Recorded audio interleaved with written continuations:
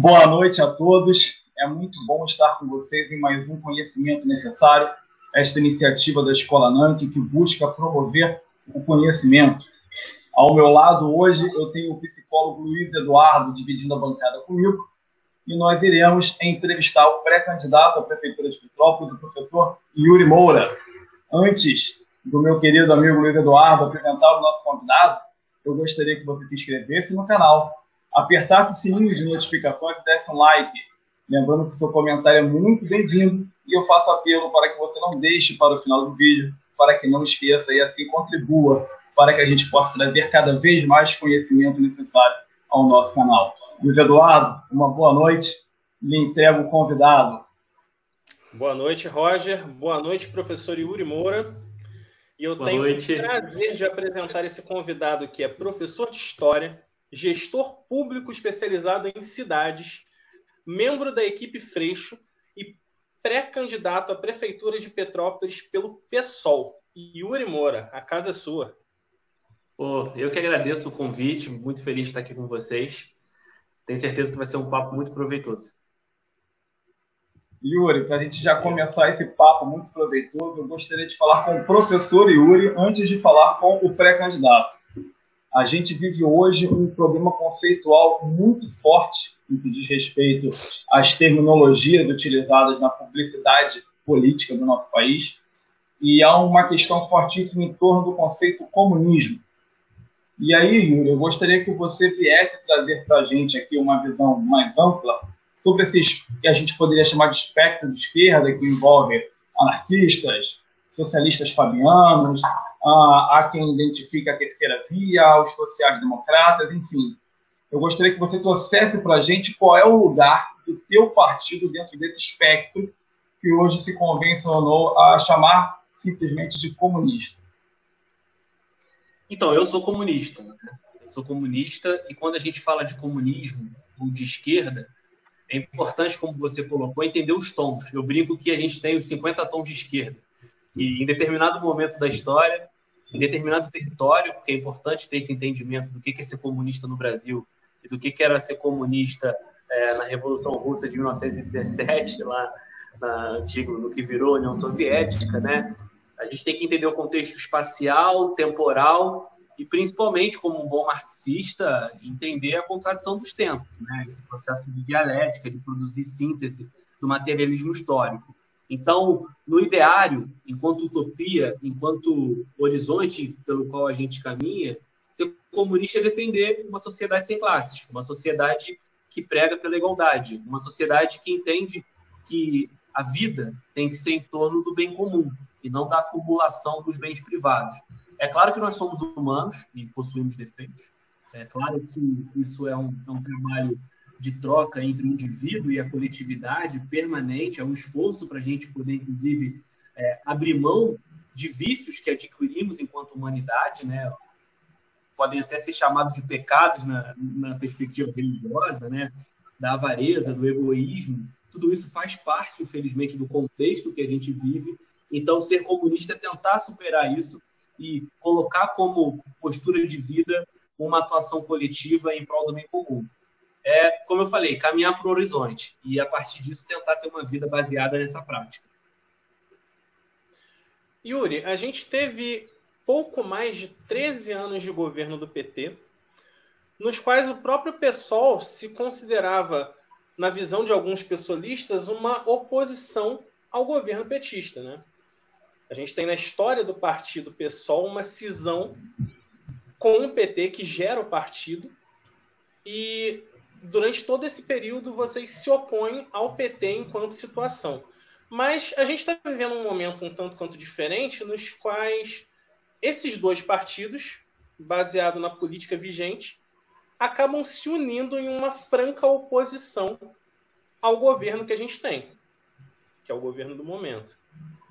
E eu queria que você falasse para a gente sobre como esses partidos são semelhantes e diferentes a ponto de terem cindido em um determinado momento no tempo e agora estarem juntos fazendo oposição a esse governo.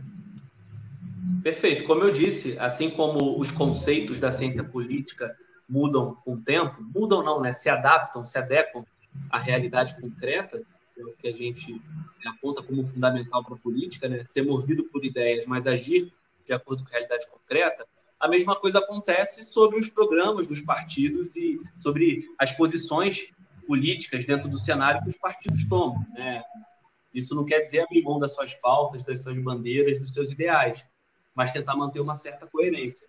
E para isso é importante entender, né, como nasce o PT e como nasce o PSOL. O PT vai nascer ali no final da década de 70, início da década de 80, como uma síntese, né, uma unificação de vários movimentos populares, né, de comunidades eclesiais de base, movimento sindical, militantes da esquerda, perseguidos da ditadura.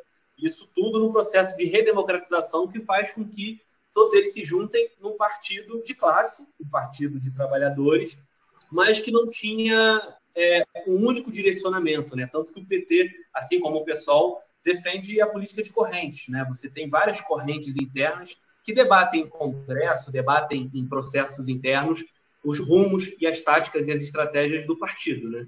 Então o PT se apresenta, né, como um partido do socialismo democrático, que é um outro conceito que a gente pode discutir na esquerda de várias formas. E aí o PT tem essa gênese. Já o PSOL, ele nasce no segundo momento, como você diz, uma ruptura interna do PT, principalmente baseada em discussões do parlamento, da forma como o governo petista também era conduzido naquele momento, e como alguns mandatários ali no Congresso Nacional se posicionavam, principalmente sobre a votação de uma reforma da Previdência que o governo Lula propunha naquele momento, em 2003. Então, o PSOL, diferente do PT, não nasce nos movimentos sociais. Ele tem vínculo com os movimentos sociais, hoje cada vez mais forte, mas ele nasce de uma cisão interna com o PT. Então, não dá para a gente cobrar que os partidos tenham a mesma história e o mesmo tamanho, a mesma identidade, né? Porque são formas e momentos da história diferentes, né? O PT nasce na redemocratização, o PSOL já nasce com o PT no governo. Então, era natural que a pauta do PSOL fosse mais radical, fosse crítica à forma como o governo do PT estava colocado. Só que isso de 2003 para cá, e aí a gente tem o marco de 2013, né, as manifestações de junho de 2013 como algo importante, a gente tem o golpe contra Dilma Rousseff, porque foi golpe, o impeachment foi um processo fraudulento em 2016, que também é um outro marco importante. E aí você tem em 2018 um outro marco importante, que é um recrudescimento da ideia fascista no Brasil, figurado ali na candidatura do Bolsonaro, e que junta a direita em torno dele, né? Não podemos esquecer que João Amoedo estava lá no palanque com ele, declarou apoio no segundo turno. Não podemos esquecer que o João Dória, do PSDB, fez campanha, fez lá o Bolsodória, o Witzel, que vai ser impeachmentado e que a família Bolsonaro briga, fez campanha, subiu no palanque do lado de Bolsonaro, foi o candidato do Bolsonaro aqui. Entender que toda a direita topou, principalmente os liberais, toparam um candidato fascista, com discurso fascista, para poder inverter o PT no poder, né? Botaram o PT como inimigo. E aí a gente chega nesses três fatos, né? 2013, 2016, 2018, fazendo um resumo geral, né? Que vão fazer o seguinte, né? Não dá para olhar a política como a gente olhava em 2003. Não dá para olhar a política como se olhava nos anos 80, na redemocratização. Nós estamos entendendo que existe algo grave acontecendo. Que essa república que foi constituída, essa nova república, ela está em xeque. Que a democracia não pode mais ser a mesma. Mas, ao mesmo tempo, a gente tem que tentar preservar os nossos princípios e valores contra esse que se apresenta como antissistema, que de antissistema não tem nada, né? Bolsonaro ficou quase 30 anos com mandato, todos os filhos são parlamentares, ou quase todos eles, né? Pelo menos 3, e sempre foi dos piores partidos possíveis. Era do PP, que é o partido mais citado na Lava Jato, inclusive. Até a gente que é crítico à forma como a Lava Jato foi conduzida, podemos apontar isso. Então você tem esses três fatores que fazem o seguinte: o campo progressista, o campo democrático, para além do pessoal do PT, vão ter que refletir se as nossas diferenças são menores ou maiores do que combater o fascismo. E, historicamente, né, por todo mundo, quando o fascismo veio, o campo democrático teve que se unir. Tem uma frase que é muito boa, que ela fala o seguinte, né? Posso estar errando a ordem, a cabeça essa hora já não está tão boa, mas combater juntos e marchar separados, né? Então, assim, o pessoal tem um programa dele, o PT tem um programa dele, o PDT tem um programa dele, o PCdoB, né? Os partidos do nosso campo possuem seus próprios programas e pautas, e marcham aí separados com a sua trajetória. Mas na hora de combater o fascismo, de combater o desmonte do direito do povo, vão ter que combater juntos, né? Então, fica esse aprendizado. Ou seja, respondendo a tua pergunta numa frase, né? Nós somos reféns do tempo que a gente vive, e o tempo pede isso. Quem não percebeu que é um momento de unidade, mesmo que plural, vai deixar o fascismo vencer. Yuri, eu gostaria de tirar um pouco do foco vinculado ao pensamento da atual gestão do país e voltar para um elemento que você citou, que são os liberais, né? Se convencionou muito no Brasil a entender liberal como sendo um indivíduo que entende de economia, vinculado a cursos de economia, vinculado a banco e por aí vai, enquanto que a esquerda cada vez mais se prendeu a pautas sociais, a pautas de identidade, ainda que no histórico da esquerda, a gente retoma Ferdinand Lassalle, retoma o próprio Marx, você tem um discurso econômico muito forte, inclusive uma visão de sociedade por uma ótica da economia. E você é pré-candidato numa cidade hoje que tem lá os seus problemas econômicos. E aí a minha pergunta é, você como candidato de um partido de esquerda, de um partido, enfim, desse campo que acabou sendo um campo identificado como um campo voltado para pautas sociais, como é que você pensa a questão econômica da sua cidade, né? Como é que você responderia, por exemplo, ao pensamento de um liberal sobre as questões econômicas da sua cidade? Perfeito, Roger. Primeiro, a gente tem que desconstruir alguns mitos, né? A gente escuta assim, só o mercado gera riqueza, o Estado só é um custo que a gente tem nas costas do contribuinte, né? Aquela senhora, se é que pode chamar assim, né? Porque ela é até jovem, acho que ela tem 49 anos, mas que junto do senhor lá também, que aspecto jovem, o marido dela lá, brigaram com o fiscal do Rio de Janeiro, que estava cumprindo o papel dele, né? De vigilância sanitária. Eles falaram assim, a gente paga teu salário. Eu, como servidor público, trabalhei na prefeitura, na Alerj, no Senado e hoje na Câmara, posso dizer, sou servidor público, mas também sou cidadão e contribuinte. Ainda mais num país como o nosso, que a grande carga tributária vem do consumo, todos nós somos contribuintes, inclusive servidor público. Não é porque eu sou candidato ou que eu ocupo um cargo público que eu rasguei meu título de eleitor ou que eu não tenho mais direito. A Constituição não fala isso. Então, antes de ser candidato, ou pré-candidato, ou antes de ser servidor público, independente da minha função social e profissional, eu sou também cidadão e eu pago imposto como todo mundo. Então, quando aquela senhora vira para o cara e fala, você é nosso funcionário, ele é sim, mas é funcionário dele também. E aí você começa a perceber as injustiças desse discurso liberal falso meritocrático, porque a gente foi perceber que essa mulher trabalhava na Taesa. A Taesa tem 18 concessões públicas. Concessão pública nada mais é do que você pegar uma empresa privada que vai explorar um serviço público. Da onde está vindo o dinheiro? Do Estado. Então, assim, qual é a diferença de quem paga o salário dos dois? Ela está numa empresa que explora um serviço público e ele simplesmente é um trabalhador ligado direto ao serviço público. Aí eu te falo qual é a diferença. Você pode ter transparência no quanto ele ganha, você pode ter acesso ao contra-cheque dele se você peticionar isso. Algumas prefeituras, governo do Estado, possuem isso, inclusive, por portal. Já no caso dela, que está numa terceirizada, que é a proposta dos liberais, dos neoliberais, dos ultraliberais, a gente vive uma caixa preta. Eu não sei quanto o empresário de ônibus ganha em Petrópolis, mas eu sei qual é o salário do prefeito. Então, aonde está a corrupção? No que a gente consegue enxergar ou no que a gente não consegue enxergar? Então, essa criminalização do serviço público e essa proposta de que o Estado não é eficiente, ela é mentirosa e covarde. Porque a gente não pode ignorar as dificuldades que o Estado brasileiro possui. Claro, não está uma maravilha o setor público, mas, ao mesmo tempo, a gente não pode deixar de perceber o quanto que o Estado tem de responsabilidade. Eu não quero diminuir aqui o papel, né, de empresários esforçados, comerciantes esforçados, mas eu acho que é muito diferente eu administrar uma empresa que tem uma função específica ou uma indústria que produz um produto específico para eu administrar um Estado, no caso do Brasil, que cuida de 210 milhões de brasileiros, com 5.570 municípios e 27 unidades federativas. Eu te pergunto, o que é mais fácil administrar? A vida das pessoas que adoecem, precisam de educação, precisam de geração de emprego, precisam de N coisas, até tapar o buraco da rua, ou administrar algo que só produz uma coisa, ou que só comercializa uma coisa. Não dá para comparar. O setor público é muito mais complexo.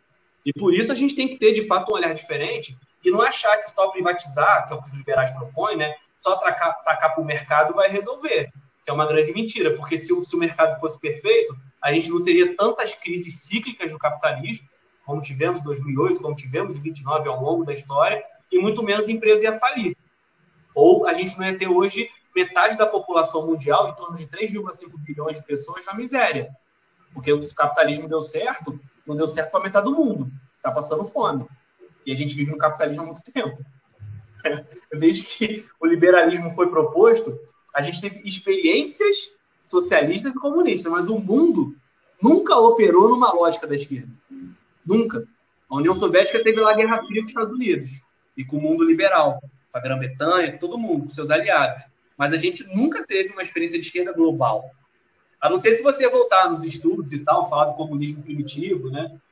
Uma lógica mais atrás, milenar, de como os seres humanos se organizavam, quase que numa escala tribal de comunhão, né? Claro, mas não estou falando de outro mundo, estou falando do mundo moderno, né? Para cá. Então, assim, é muito injusto. E são discursos mentirosos que como ecoou na voz dessa mulher e desse companheiro dela, covardes com o trabalhador que estava cuidando da saúde pública e que não entendem que numa empresa privada a gente não tem democracia. Mas no Estado, por mais que a gente discorde dos rumos, a gente pode disputar. E eu uso o meu exemplo como caso. Eu tenho 30 anos, já fui candidato a prefeito, já fui candidato a deputado, tenho uma trajetória política e social de militância na cidade e na minha família nunca teve político. Eu não venho de uma família tradicional política. Eu sou o primeiro candidato da minha família, historicamente. Eu sou de classe trabalhadora, né? Estudei em escola particular porque eu tinha bolsa. A família não ia ter dinheiro para pagar, né? Sempre trabalhei aí, desde adolescente. Então, assim, como que alguém que vem de onde eu venho, e que é óbvio, né? Não posso me comparar a pessoas que tiveram, né, menos oportunidades que eu tive e que eu tive. Que bom, né? Mas, assim, eu não imaginaria que eu poderia ser candidato a prefeito. É mais fácil eu ser candidato a prefeito e propor caminhos na política, via democracia, do que eu me transformar num grande CEO de uma multinacional, pode ter certeza. Então, assim, quando você coloca essa questão dos liberais, eu acho que a gente tem que trabalhar a questão econômica, que eu disse, e eu não abro mão de defender o que é público, porque não é pouca coisa você ter tipo um SUS que está dando conta da pandemia, com todas as dificuldades, mesmo com corrupção, mesmo com desmonte, porque quer favorecer os planos de saúde, mas ainda assim é o SUS que está dando conta da pandemia.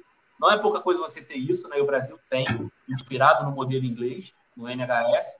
Então, assim, temos que valorizar isso para poder mostrar que o que é público pode funcionar. Então, tem essa questão econômica e de gestão que eu discordo muito dos liberais. E, para além disso, falando de filosofia política, né, de ciência política, eu discordo, né, que a gente nasce individualista. O homem não é o animal mais forte, não é o animal mais rápido, não é o animal maior. A gente só chegou até aqui com todos os problemas que a gente tem por conta da comunhão.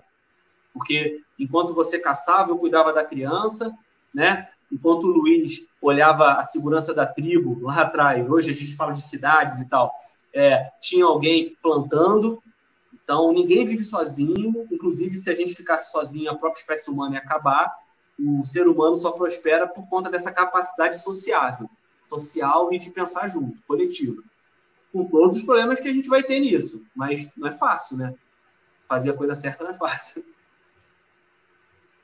Yuri, a gente tem, nas últimas eleições de 2008, a ascensão de um ideal político um tanto quanto mais conservador, representado em grande parte pela eleição do presidente Bolsonaro. Isso não foi um fenômeno apenas na esfera federal, isso foi disseminado por todo o país. Por exemplo, no Rio a gente tem o Witzel, em São Paulo Dória, em Minas a gente pode até dizer que é do Partido Novo, que tem um certo manejo diferenciado, uma proposta um pouco mais liberal, que é o Romeu Zema, que é um outsider, que a gente poderia dizer. Mas, apesar de parecer um triunfo dessas forças mais conservadoras no campo político, também houve um certo triunfo da esquerda. O PT conseguiu manter uma grande bancada na Câmara, o PSOL também. Houve essa representatividade difundida também pelos estados, aqui no Rio, em São Paulo. E percebe-se que houve um entendimento, como você disse numa questão anterior, de lutarmos juntos, apesar de marcharmos separados, né? E eu queria saber de você, pensando na perspectiva de Petrópolis, enquanto petropolitanos falamos, se há possibilidade dessas coalizões, dessas forças democráticas de partidos à esquerda se unirem no contexto de Petrópolis contra uma candidatura mais conservadora. Se existe uma possibilidade que isso aconteça, ou se esses partidos no âmbito municipal vão caminhar separados e lutar contra essa unidade, né? Porque a gente está falando de partidos de esquerda e pessoas que não aprovam o governo enquanto 70%. Entretanto, não há uma unidade nesses 70%. Vide todos os problemas que temos em termos de coalizão, pensando, por exemplo, Lula e Ciro, né? Parece que cada um quer uma parte do bolo. Será que isso pode ser aplicado na realidade petropolitana? Será que a gente tem condições de pensar essa coalizão no sentido de impedir uma candidatura conservadora que traga certos malefícios à cidade? Yuri, só um pequeno momento, se vocês me permitem, eu gostaria de trazer uma acréscimo. Hoje você está trabalhando no Planalto, então eu gostaria que, além da questão que o Eduardo deixou, que você trouxesse para a gente também uma visão nacional sobre a questão. Então, para além do panorama de Petrópolis, como o pessoal vem pensando essa questão de uma forma nacional, né? Teremos eleições em todos os municípios do país. Se você puder trazer um pouco dessa visão para a gente nessa resposta, seria muito grato. É difícil falar assim como o pessoal pensa, né? O pessoal é um partido de correntes, né? Correntes que fazem leituras diferenciadas. Eu confesso que no PT eu vivi isso também. Eu fui do PT, né? Fui presidente do diretório municipal, trabalhei com o senador Lindbergh Farias no Senado, fui delegado nacional do PT um ano antes do golpe, então de 1,5 milhão filiados ao partido, 700 vão para o Congresso Nacional. Eu era uma dessas pessoas, né, que estava lá, então tive a chance de participar de muitos debates. Tenho um carinho enorme pela formação que eu tive no PT, ideológica, né, de modo petista de governar, que era algo muito caro. Me desliguei do partido por divergências aqui no estado do Rio de Janeiro e por perceber que ali o que eu acreditava de política, infelizmente, na instituição partido, não ia avançar. Apesar de perceber que o petismo, a ideia do PT, não necessariamente está ligada ao CNPJ-PT, né? As ideias são maiores do que as instituições. E se um dia sentir isso no pessoal também, tomaria o mesmo movimento, porque partido é instrumento político, né?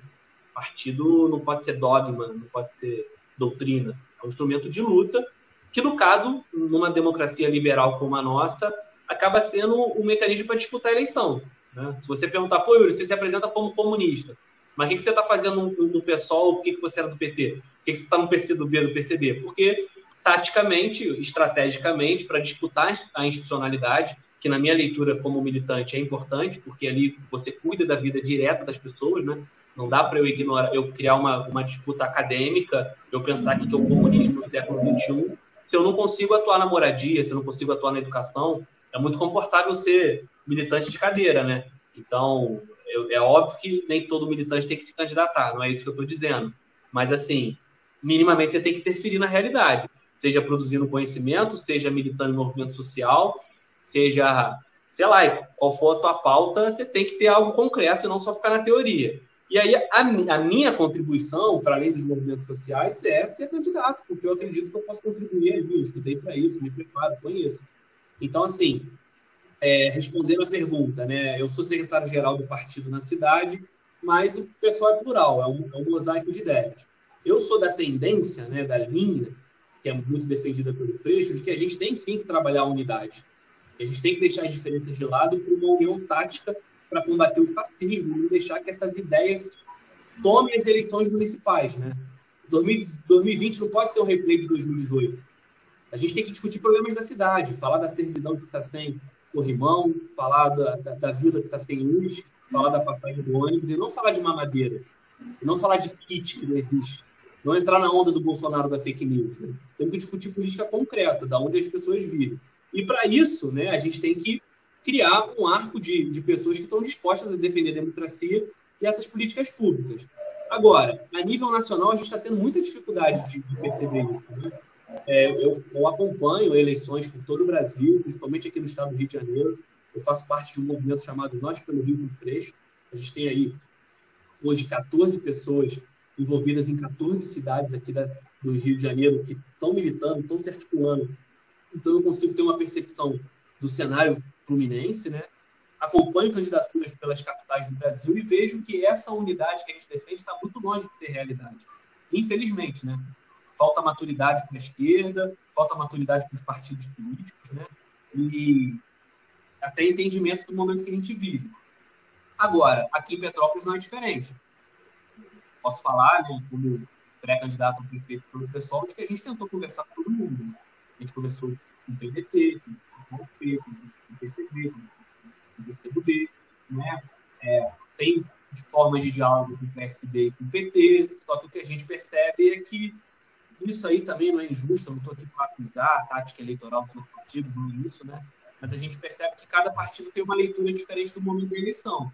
Petrópolis é um lugar que tem segundo turno. Isso acaba fazendo com que os partidos achem que dá para resolver a vida no segundo turno, né? Ao mesmo tempo, quando a gente fala de debate de cidade, e olha só a sigla partidária, a gente não percebe, às vezes, os contrastes, né? Porque, assim, será que eu que estou no partido A tenho a mesma visão de cidade do que aquele que está no partido B e que nacionalmente estão na esquerda? Não quer dizer isso, né? Será que quem está aqui no partido que é considerado de esquerda realmente pensa pela esquerda? Ou será que quem está aqui no partido progressista, democrático, precisa ser de esquerda, mas que é contra o bolsonarismo, faz a mesma leitura da conjuntura do que a gente que está no PSOL? Então a gente encontrou essas contradições. O que a gente defende no PSOL é que, assim, né, com muito debate, com a militância, isso está avançando, é de que a gente não pode abrir mão de defender um programa radical para a cidade. O que é um programa radical? De maluco? Né? Um programa de destrói tudo? Não. É um programa simples de que as coisas não podem continuar como estão e que, por isso, é considerado radical. Não dá para a gente pagar 4,40 para passagem de ônibus enquanto o dono da Petroíta está há mais de 20 anos com essa permissão e não teve licitação para ver se ele está prestando bom serviço. Não dá para Águas do Imperador ficar 25 anos com a concessão e vai até 2040 e tantos cobrando a taxa de água que cobra. A taxa de esgoto que cobra sem nem tratar, né? Porque se você andar nos bairros aí, não tem biodigestor, é esgoto a céu aberto, política de saneamento é horrível. E eles estão lucrando. E é ligado a Águas do Brasil, que é ligado a um conglomerado francês, né? Então, assim, iniciativa privada ligada ao Estado de outro país, né? A um outro Estado constituído. Então, peraí, que modelo é esse? Eu não quero isso para minha cidade. Que o povo pague caro e tenha um serviço ruim. Que você olhe para o centro e tenha uma família que tem mais de 1.000 imóveis. E nenhum prefeito ou vereador tem a coragem de aplicar o estatuto da cidade, aplicar a Constituição, aplicar o plano diretor. Então não é o Yuri Barbudo do pessoal que está dizendo, é a lei que está falando. Né? Você tem leis em todos os níveis possíveis de aplicar o estatuto e falar assim, cara, se você cometer especulação imobiliária, vai ter IPTU progressivo. Nós podemos cobrar até 15% do valor do teu imóvel. E aí não é de você que está me ouvindo, que é trabalhador, tem ali 1 imóvel, 2 imóveis, né, no suor da família. Estou falando do cara que tem 1.000 imóveis, 500 imóveis, e prejudica o desenvolvimento econômico da cidade, a geração de emprego de pequenos negócios. Então, a gente não abre mão no pessoal disso. Mas não quer dizer que todos os partidos considerados de esquerda da cidade pensam como a gente, né? Teve gente que teve no poder aí, que está em partido de esquerda, e que aumentou passagem, como o Bernardo Rossi aumentou 30% em 2 anos de governo. Não dá para concordar com isso, né? Porque eu quero lutar contra o fascismo, mas para lutar contra o fascismo eu tenho que defender uma pauta que seja minimamente ligada às nossas ideias, senão não adianta, né? Eu não avanço, eu só reajo, só respondo. Então a gente teve esse problema aqui em Petrópolis, tem ainda, e eu espero que até as convenções partidárias, até final de agosto, né, isso possa ficar, meados de setembro, na verdade, com o novo calendário, isso possa gerar mais consciência. E dentro de um outro objetivo que a gente tem no PSOL, além de defender um programa de cidade, com uma candidatura majoritária forte, que hoje me tem como pré-candidato, é tentar ocupar a Câmara Municipal também, né? Porque ter uma trincheira no Legislativo para as nossas pautas é urgente, seja para a gente tendo êxito na vitória executiva para a Prefeitura, para poder criar as condições de governabilidade, ou para caso a gente não consiga, né, a gente tenha pelo menos uma voz de uma vereadora ou de um vereador que defenda o nosso programa dentro da Câmara Municipal. Então não é um desafio fácil, mas eu posso dizer para vocês que houve um esforço. E da nossa parte, do pessoal, foi bem grande. A gente conversou com todo mundo, até porque, né, eu fui candidato na última eleição, fiquei em terceiro, então fui o candidato da esquerda com o melhor desempenho. O Vinícius Maio, que foi o candidato do PSOL naquela época, porque eu era do PT, é um grande amigo, grande companheiro, também ficou em quarto, então a gente tem no PSOL hoje o terceiro e o quarto colocado da eleição passada. Eu vim para deputado e na cidade fui o terceiro mais votado, Então, o maior nome da esquerda em termos de votação na eleição de 2018. Então, assim, a gente fez o gesto, a gente queria conversar, mas, infelizmente, né, isso não avançou. Yuri, a gente tem uma representação especificamente sobre o PSOL e alguns partidos de esquerda, né? E eu vou usar um termo que até parece pejorativo, um tanto quanto engraçado, que é o esquerda caviar, ao qual muita gente se refere. Mas eu entendo que talvez essa representação surja no imaginário coletivo a partir da ideia de que nesses partidos, no PSOL, no PT, há uma prevalência de espaço para intelectuais, para artistas, acadêmicos. E existe um contraponto nisso, pensando os movimentos de esquerda no país, em que a militância normalmente foi associada a classes proletárias, a galera que estava na base da pirâmide. Então a gente tem, historicamente, um movimento social, o movimento sindical, o movimento negro, as pautas LGBT, as pautas feministas associadas ao movimento de esquerda. E a impressão que eu tenho quando eu ouço esse termo esquerda caviar é de que há um distanciamento das classes mais populares das pautas de esquerda. E eu faço esse questionamento até lembrando de um fato que ocorreu na corrida presidencial de 2018, que foi um questionamento que o Mano Brown fez ao Haddad, falando sobre o afastamento do PT da periferia, das pautas da comunidade, das pautas dos mais pobres. E eu queria saber de você quais iniciativas o PSOL toma para não deixar essas classes populares, que são o centro do debate, porque, afinal, esse ímpeto revolucionário se faz com o povo. O que o PSOL faz para que essas classes populares não se afastem do discurso de esquerda? Que elas não esvaziem o discurso de esquerda e criem essa aderência que a gente viu, por exemplo, na última eleição, a um ideal de governo que não está muito associado ao bem-estar dos mais pobres. Eu concordo muito com essa crítica, inclusive. A esquerda tem que fazer uma reflexão que tirou a pauta da desigualdade social do seu vocabulário, né? E o PT sempre foi o carro forte aí de defesa disso, né? Por conta do histórico sindicalista, dos movimentos populares, por moradia e tudo mais, contra a pobreza e a miséria. Mas a gente teve aí, de fato, nos últimos anos, uma má interpretação das nossas pautas, mas por erro de narrativa também da esquerda como um todo, né? Eu falo pro pessoal, né? O pessoal fala muito de pauta identitária. O problema não é falar de pauta identitária, porque se a gente for pensar as pautas identitárias por origem, elas são estruturais, né? O racismo não é só uma pauta identitária, é algo inerente ao modo de produção que a gente vive, né? Não podemos ignorar que 14 milhões de negros e negras foram, né, sequestrados da terra natal e escravizados de forma covarde aqui por, né, quase 4 séculos. Então, assim, isso por toda a América. Então, não dá para falar que o racismo não é uma pauta estrutural, não é desigualdade social. Não, num país como o nosso, é sim. Não dá para falar que o feminismo é uma pauta identitária. Não.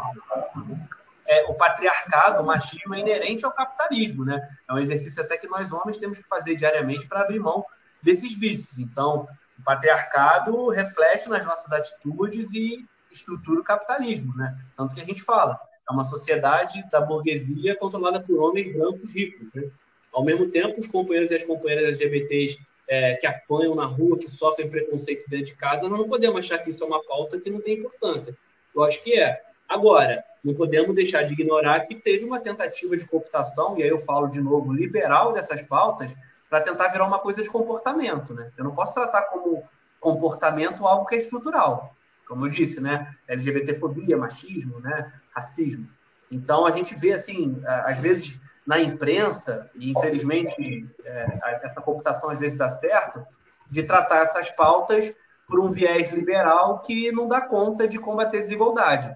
Então, pelo menos os autores que eu conheço, as autoras que eu conheço, os militantes e as militantes, companheiros e companheiras que eu tenho como referência, não dá para falar, como o Silvio falou semana passada, retrasada, né? Não dá para falar de combate ao racismo dentro do capitalismo, né? Então eu vou muito nessa linha. Mas agora, não só o pessoal, mas boa parte da esquerda talvez tenha perdido essa capacidade de unir as duas coisas que são totalmente conjuntas, né, que caminham ali o tempo todo, a questão de classe com essas pautas estruturais. E aí eu acho que a gente tem que, né, resgatar, sim, isso na nossa fala, né, resgatar, inclusive, outros valores e princípios que sempre tiveram com a gente, mas sumiram um pouco da nossa forma de conversar, que é a questão da família, né? O Bolsonaro é eleito falando que defende a família, não. Quem defende família somos nós, que defendemos todos os tipos de família. Uma família homoafetiva, qual o problema disso? É uma família. Quem é contra isso, que é contra a família. Porque quem é você para dizer como é que tem que ser a família do outro? Né? Ou o teu conceito de família é com a empregada negra no quartinho lá no final da casa. Isso que é defender a família e a família dela, né? Você teve aí a morte do menino Miguel, né? Foi aquilo, né? A negligência da patroa que fazia isso com a empregada negra, né? Então, assim, estamos no século XXI vivendo isso. Então, se nós da esquerda não conseguimos, né, mostrar esses fatos para resgatar esse contexto de desigualdade social em pautas que, em parte, foram tentadas, né, tentaram sequestrar pelos liberais, e outras agredidas por um fundamentalismo que cresce na sociedade, né? Não podemos ignorar esse fator, né, de um fundamentalismo equivocado, né, de uma leitura... voltei. De uma leitura totalmente equivocada do que é o cristianismo, do que é a fala de Cristo. A gente tem que combater isso também, né? Esses especuladores que usam religião como forma de ganhar dinheiro, né? Que é muito diferente de religiosidade de fé. Se a gente não conseguir entender tudo isso e trabalhar na nossa forma de fazer política e conversar com as pessoas, realmente a gente não vai conseguir superar. Então, assim, eu não tenho problema quando falam o pessoal às vezes parece esquerda caviar, ou a esquerda abriu mão da questão de classe, porque eu concordo. A gente não abriu mão, mas a gente parece que na fala, aparenta que na forma de agir, perdeu o contato com as pessoas. E aí tem que se repaginar com certeza. E se repaginar é voltar às origens. Yuri, você trouxe alguns elementos que acabaram me levando a alguns pontos que têm aparecido muito nas discussões ultimamente. Você relacionou diretamente o capitalismo com essas pautas identitárias. E me veio à mente, por exemplo, que o comunismo, quando se apresentou enquanto modelo de Estado, trouxe ali na sua experiência concreta perseguição a homossexuais, trouxe na sua experiência concreta gestões majoritariamente masculinas, ainda que, por exemplo, Lenin tenha logo de cara trago o voto feminino, ainda assim isso não se refletia dentro da gestão da União Soviética. A perseguição a homossexuais, tanto na União Soviética como Cuba, por exemplo, não vou citar os casos asiáticos, porque possuem lá suas peculiaridades.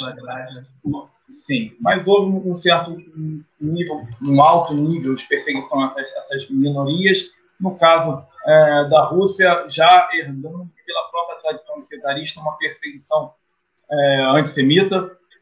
Isso tudo teve ali na prática concreta do socialismo. E há um outro ponto também.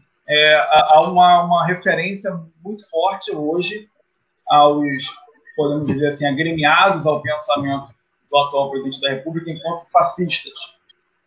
Enquanto paira também dentro do discurso uma identificação do comunismo com o fascismo, uma ideia muito forte hoje entre alguns pensadores de que o fascismo, que sempre foi defendido como uma extrema-direita, passa a ser defendido por alguns intelectuais como sendo, na verdade, de esquerda. Num momento bem concreto no Brasil, a gente viu recentemente uma luta forte dos partidos de esquerda para proteger a CLT, num documento escrito tendo como base a Carta de Olavoro do Mussolini, criado pelo Vargas, que é um indivíduo muito associado ao fascismo no Brasil e também muito associado à esquerda. E aí eu queria, Yuri, saber de você como é que é o posicionamento seu enquanto um professor, enquanto um indivíduo com a formação acadêmica adequada para trabalhar esses conceitos, e também o seu posicionamento como um membro de um partido de esquerda e um pré-candidato. Como é que ficam essas questões do socialismo concreto e a relação dele com a perseguição de minorias e dessa associação entre o pensamento hoje muito forte, muito em voga, essa associação defendida do fascismo, do nazismo, com o pensamento de esquerda? Bom, primeiro, como historiador, é isso. A gente não pode ser anacrônico, né? Quando a gente aponta o fascismo na forma de atuar politicamente do Bolsonaro, a gente não está dizendo que vai ser um copia e cola do que foi o fascismo de Mussolini na década de 30 e tudo mais, né? Quando a gente acompanha experiências do socialismo e do comunismo, que a gente chama de socialismo real, né? Que aconteceram no século passado, não quer dizer que a gente ache que tudo que foi realizado ali estava correto. Apesar de ter uma tentativa constante de tentar desconstruir as experiências socialistas e comunistas de uma forma covarde, né? De pegar exemplos avulsos e tentarem comparar com outras questões que aconteceram na história, né? Eu acho que um bom exemplo disso, como você falou de Cuba, é que assim, a Revolução Cubana, o Estado cubano já fez uma meia-culpa sobre a postura com a forma como ele lidou naquele momento com os homossexuais, né? Assim, inclusive a filha do Raul Castro, que eu perdi o nome da companheira agora, é uma militante, uma ativista LGBT, e o Estado cubano já fez essa meia-culpa. E por que não pode ser anacrônico? Porque na década de 50 a gente não debatia a questão LGBT como debate hoje, né? Então, como eu disse que é estrutural, até mesmo a esquerda é cheia desses vícios. Até quem se apresenta como um homem de esquerda tem que reconhecer que traz em si traços machistas e que tem que desconstruir isso permanentemente. Então, quando a gente fala de Cuba, fala de China, fala de União Soviética ou de outras experiências, a gente não fala que foi tudo perfeito, mas fala que foi uma tentativa de uma sociedade diferente, de um mundo novo, ao contrário do mundo de injustiça e desigualdade que está dado aí. Aí a gente tem que aprender com essas experiências concretas para, na construção de um novo modelo, não reproduzir. E aí, como eu disse, a Revolução Cubana fez essa meia-culpa sobre a questão dos homossexuais, né? E a própria União Soviética, porque, né, se você for avaliar a União Soviética por todas essas décadas e líderes que teve, né, são momentos diferentes, né? Mas a própria União Soviética, né, como você apontou, avançou muito em algumas questões, como o voto feminino, como a participação constante das companheiras em todas as instâncias partidárias e tudo mais. Agora, é óbvio que vamos ter expressão autoritária na direita e na esquerda, e a gente tem que combater isso. A gente não quer mais isso. Mas não dá para você comparar, né?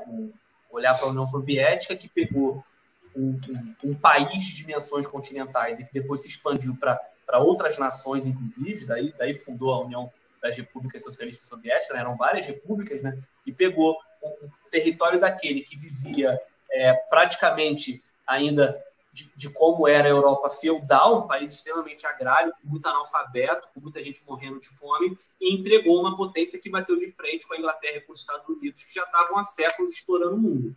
Inclusive, quando a gente olha o que foi a Segunda Guerra Mundial, que nasce ali também da afirmação do fascismo e do nazismo, a gente tem que entender que todo esse discurso feito pelos fascistas e pelos nazistas vai de encontro à crise criada pelo capital. A crise da fome, a crise das guerras, da crise da Primeira Guerra, principalmente, que vieram de um acúmulo do século XIX, quando esses liberais imperialistas dividiram a África da forma que quiseram. Foram para a Ásia para dividir a Ásia da forma como quiseram. Continuavam explorando aqui as Américas, né? Tratando o que eles chamam de terceiro mundo. Então, o discurso fundamentalista, o discurso autoritário e raivoso do Mussolini, do Hitler, ou do Bolsonaro, do Trump, do cara que está lá nas Filipinas, ou do cara que está no México, da Hungria, esses caras que estão se espalhando aí, eles sempre crescem em cima de uma desigualdade social. E uma desigualdade social que foi criada, sim, pelo capital, que não se preocupa com justiça social, que simplesmente se preocupa em acumular riqueza, né, num sistema financeiro cada vez mais globalizado, numa economia financiarizada que produz pouco e que a gente vê que não dá alternativa para o mundo, né? O sistema capitalista ele trabalha de forma infinita com seus números, e o mundo é finito. Eles estão especulando em cima de uma bola que tem suas limitações. É óbvio que isso vai dar problema. E aí, né, os aproveitadores, como todos os fascistas foram, como todos os nazistas foram, como todos os núcleo duro do bolsonarismo são, né, se aproveitam disso para fazer um discurso fácil e mobilizar o povo, né? Como é que eu me apresento? Qual é o discurso fascista que o Bolsonaro reproduz? Eu sou a salvação. O nacionalismo mentiroso, porque ele de nacionalista não tem nada. Lambe as botas do Trump sempre que pode. Ele e os filhos dele. Né?